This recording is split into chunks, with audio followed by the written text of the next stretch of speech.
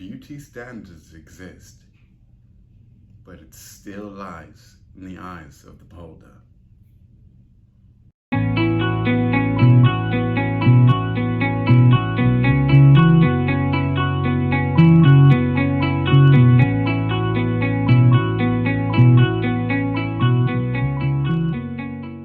Welcome to The Relationship Theory, everyone. I am your neurotypical empath.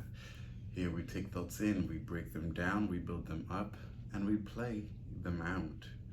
Let's talk about beauty, shall we? Beauty is care. Yes, beauty is beauty. Beauty can be whatever you think it is. But beauty is care. Beauty is the amount of attention you put into something. Not that there is into something. You can only ever see how the end result of something that someone has and then call that beautiful, but you don't know how much work they put into that thing.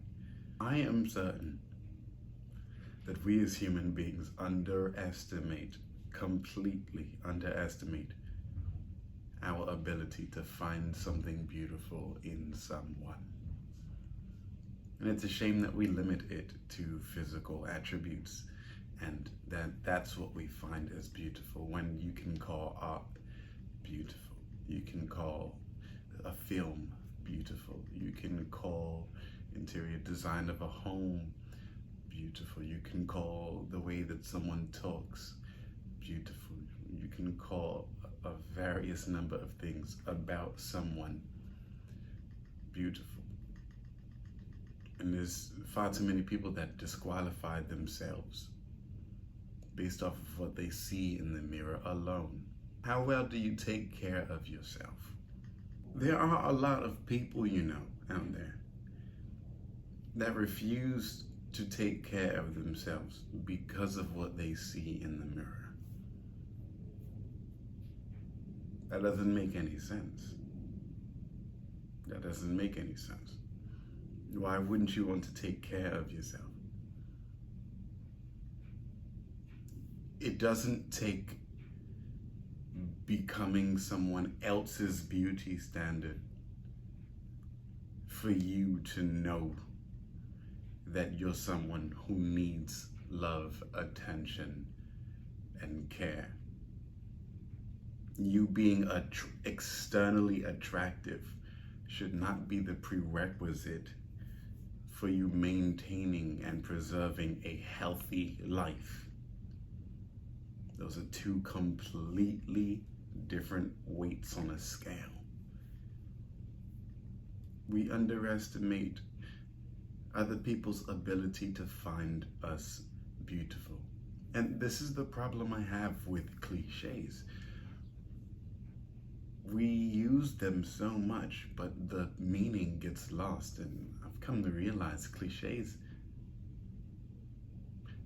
you can use them all you like, but they only ever have half of the meaning. Even when you use it properly in context, there's still a piece of the story missing. And the cliche doesn't even really fit unless you make an extra story about it. Beauty is about care. Beauty is about the way you are seen, not what you are seen as. Hollywood has us fooled. Films and TV shows and movies and Instagram, they have us fooled. All we ever get to see is what? We don't get to see where.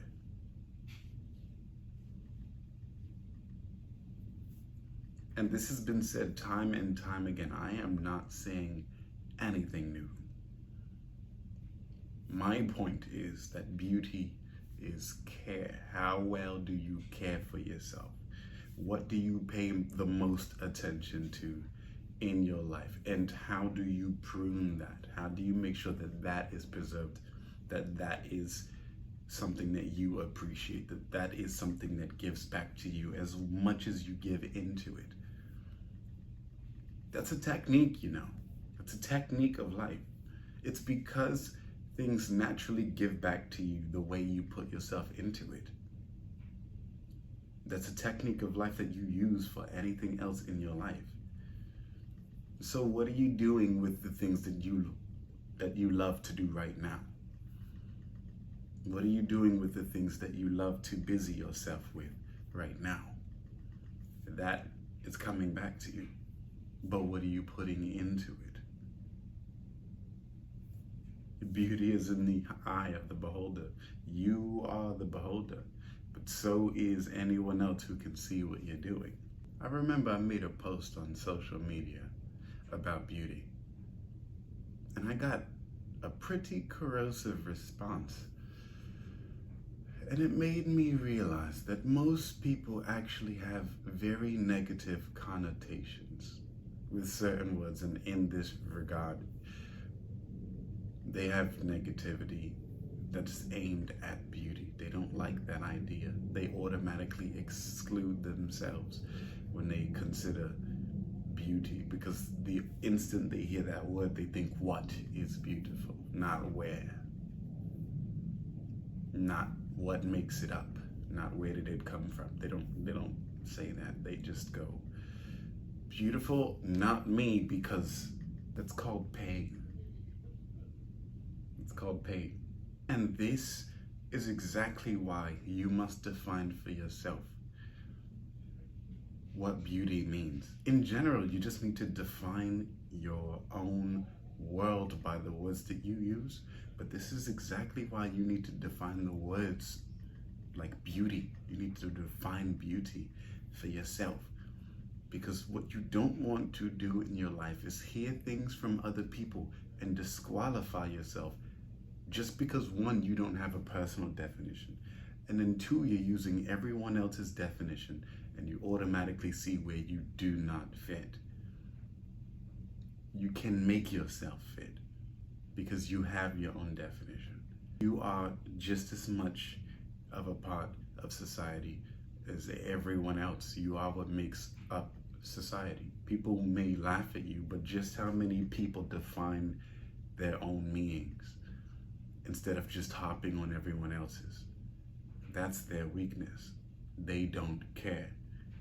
And that makes them ugly. Beauty is care.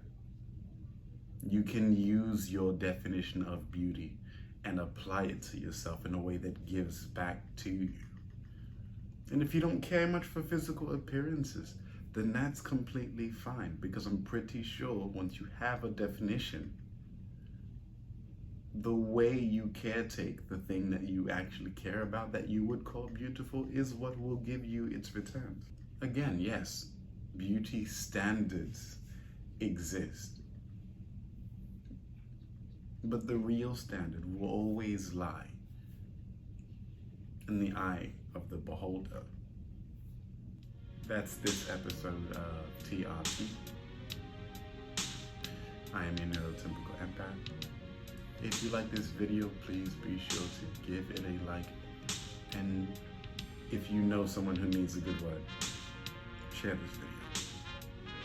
Enjoy your day.